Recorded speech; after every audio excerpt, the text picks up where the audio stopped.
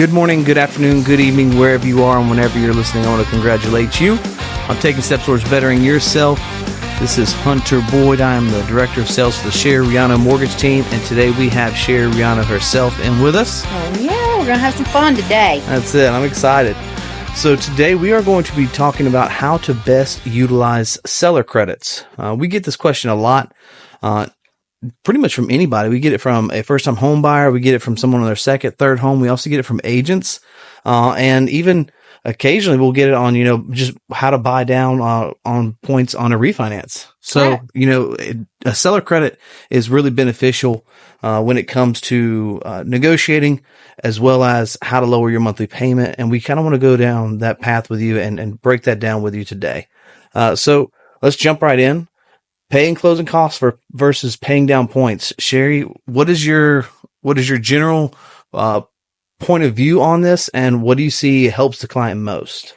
General point of view is right now where rates are today, zero reason to be paying down points. We know we're going to hit a refi boom. When it will come, I don't know, but we know it's coming, right? Rates have been high for quite a long time, at least for the last, 18 months? That's exactly right. Okay. So we know they're going to go down. Rates always go up, they go down. It's going to happen, right? So I wouldn't pay down points because your break even point 7 years. That's right. Doesn't make sense. Just doesn't. So use that money to apply the closing costs. Pay all the third-party closing costs and keep that money in your pocket, right? Yep. To me, that always makes more sense is for you to keep your money. That's right. You can always take, if you've got extra money, and apply it to the mortgage and get the mortgage paid down. Which a lot of times makes way more sense than buying points. But as a general rule, loan officers don't talk about that with clients. And so they really don't understand the importance of what that can do for them as far as time-wise. Yeah.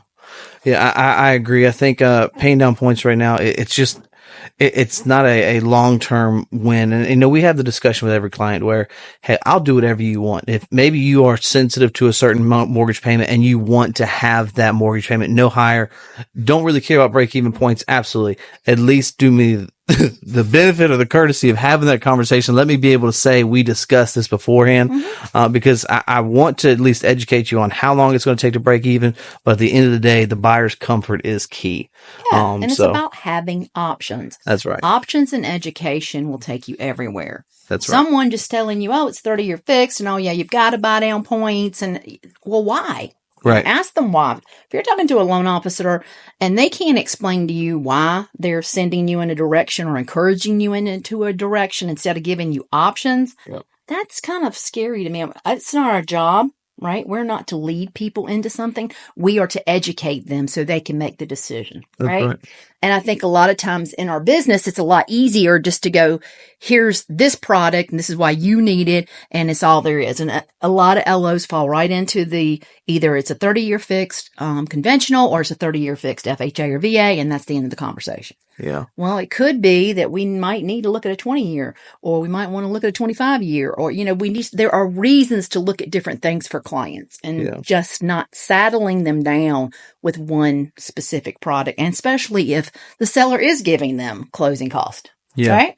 And I think that's the biggest thing is even how do we get there? Because, say, all right, you're already under contract and you've agreed on seller concessions. Great. But in the days leading up to that and the hours leading up to that contract, what was the negotiation like? Did you discuss going in a list and getting a $5,000 seller credit or a $5,000 reduction on your purchase price? Well, just going back to the break-even point there, your break-even point with getting a $5,000 concession and keeping that purchase price a little higher is once again 6-7 years down the line because you're never going to recoup that $5,000 in the time that you refinance. Yeah, and it's $34 difference. That's right. $34. That's right. I can keep $5,000 and not necessarily have to pay, or I do have to pay $34 more, right? But if I took that $5,000 and applied it to the mortgage, where would that get me? Yeah. What would that get me? And a lot of times, I tell people a lot of times too, you get a new house. Now, this is true. You're married, it's true. I know what you're about to say because I've heard you say it 100 times. Go ahead. And I'm guilty of it too, my poor husband. God bless him. we get a new house. I'm getting a new fridge. I got to have a fence. I got to have this. I got to have some new furniture. I got to have something. Something ain't gonna fit. Oh, you know it ain't gonna fit. Yeah. Yeah. My, God bless me. I love my husband. He just like, oh God. I always think, no, we won't get anything. He's like, oh yeah, we are. Just a matter of time. It's true. And I mean, having that access to that cash, I mean, it makes a world of difference. I mean, just going into it. I mean, I remember I tell this story all the time. My first house I ever bought, primary residence, moved in, and the grass was almost a foot tall. And I completely forgot because I'd lived in apartments up until that point. Mm-hmm. I completely forgot that was my job now. Like I was to cut that grass, and I had an acre of grass. Nice. And so the day after I closed, I had to go buy like a riding lawnmower because I was not going to push an acre plus. and I mean, I would need a bush hog anyways to get through the first cut. So true. So I bought my tractor, but I mean, not having, if I had really poured everything into that mortgage and not had anything held back, just for reserves and for stuff like that, I mean, I would have been up a creek. Yep. And you need to think about that. I mean, again, we go back to talking with clients, how much savings do you have? And a lot of people go, well, I'll just put it on my credit card. Okay. At 18%. Yeah. 18% is going to cost you more than that $34 you was going to save. You'll pay the next 72 years. Yeah. Please don't do that. Just have a good conversation. If you're your loan officer of record, you don't feel that you can have that kind of conversation. You need what we call at the SRT team a second look. That's right. Call us. We'll be happy to help you because I don't mind doing it. And I do it for clients all the time. I had a client, past client, call me today. He's got a really good friend. He wants to refer to me. And he said, it just doesn't seem like they're getting their questions answered. And I had such a great, experience with you. Yeah. And I worked with this guy 7 years ago. And he's like, come on, can you help them? And I'm like, absolutely. And he said, I know that if it's, if they do have a great deal, you're going to tell them. Mm-hmm. But if you can do something better, you're going to help them. And I said, absolutely. That's what we do here. So, that's right. If you ever have a loan officer that's offended because you're taking a second look, then your radar should go off. That's right. Right? That's Why? Right. What do you know? Where is it that you feel threatened, right? If you're confident in what you're doing and educating the client, then I think the true value comes out in that. And so if you need to shop, right? That's right. And if you bring it back to us, especially, and if something we can't do, because there are some products for everybody in the market. Some of us have access to some of us don't. There you go. And, just because somebody has a better product, if I'm really doing right by you and it's a better deal, I need to say that. Yeah. I mean, we see this a lot with new construction. Oh, gosh. Yes. Seller credits. And there are some times where I will say, yes, they're giving you $5,000, $6,000, but they're charging you $8,000 for it over here. I know, right? So, I mean, it ain't really helping, baby. Yeah. There are times that conversation happens, but there are times, multiple times, I will tell you, be honest, that I will say, that's a heck of a deal. Yeah. Take it and run. At the end of the day, it's, I can at least provide some education during that conversation to help my realtor partner and say, hey, look, if I had that $8,000-$9,000 credit, this is how I would apply it. You do what you want to, but take this information and go back to that lender and say, this is where I want to put it. Don't put it towards your points and buying down because it's not going to help you long term. Keep that cash in your pocket right now and be there. If nothing else, I've given them an honest loan officer in the area they can send business to. And I have really made my agent partner shine because they had a partner and they had a resource that could help their client no matter what. Correct. And that's going to bring more business back every single time. And how many times have we actually gone through a builder's deal, worked it up? Our rate is better. We still give them a credit. They may not get the full credit because, honestly, there are some builders out here. And let me tell you, please don't call me if they've given you $30,000 in appliance. I can't do that. That's really, and honest to goodness, though, that is a good thing to look at, but it's still good to get a second look on the mortgage piece of it. Just like Hunter said a few minutes ago, are you paying, being charged $8 to get a credit of $5? Yeah. Well, let's look at that piece of it. But I can tell you, if they are giving you any kind of concession where it becomes appliance and stuff, that is a very good. I don't know if anybody's been and bought a refrigerator or dishwasher lately. Woo! That's a whole new experience. Yeah, inflation has really taken its toll on that market. You can't even go to the grocery store without going, good Lord, I think I'm buying a refrigerator. Yeah. But so just think about those things when you're out there shopping. Yep. And one last point I want to make is this.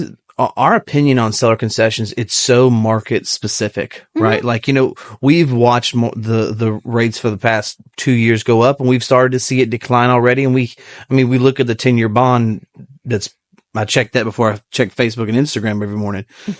So I know what kind of day I'm going to have depending on what the bond's doing at 6:30.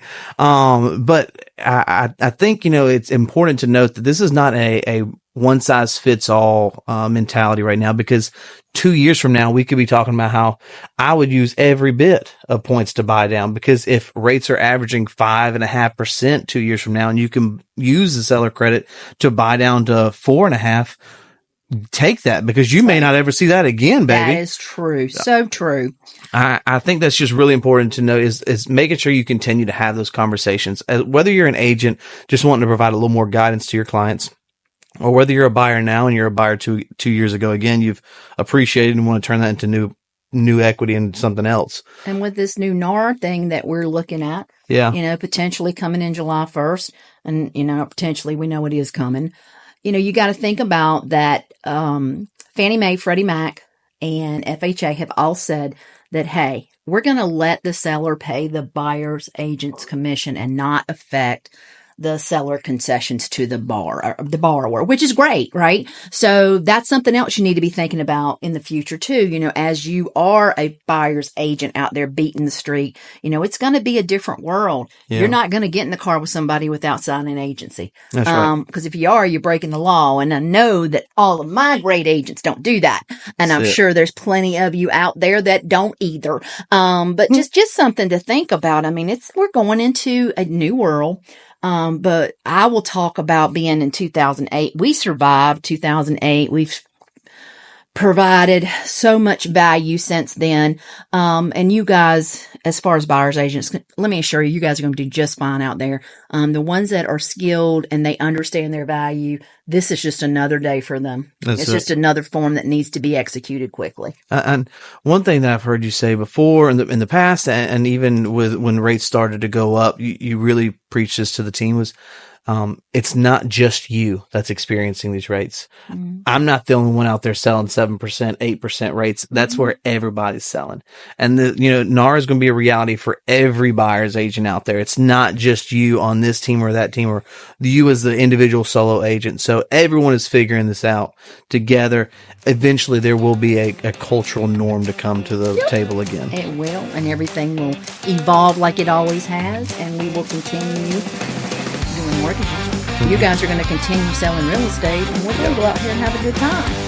Yeah. Well, thanks for joining us today. This has been Mortgage Mindset.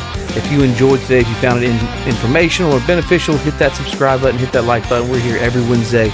We want to help you be the best professional. The Mortgage Mindset podcast is hosted by the Sherry Rihanna team at Clear Mortgage, powered by City First Mortgage Services, LLC. Sherry Rihanna's NMLS ID is 71774. Visit us at thesherryrihannateam.com for more information about our team. The opinions expressed on this show by the hosts and their guests are their own and do not necessarily reflect the views and opinions of Clear Mortgage or City First Mortgage Services.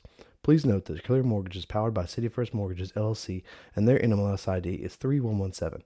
Clear Mortgage and City First Mortgage Services is not an agency of the federal government and is not acting on behalf of or the direction of HUD FHA. City First Mortgage Services is an equal housing lender. Programs, rates, and terms subject to change without notice. Underwriting terms and conditions apply.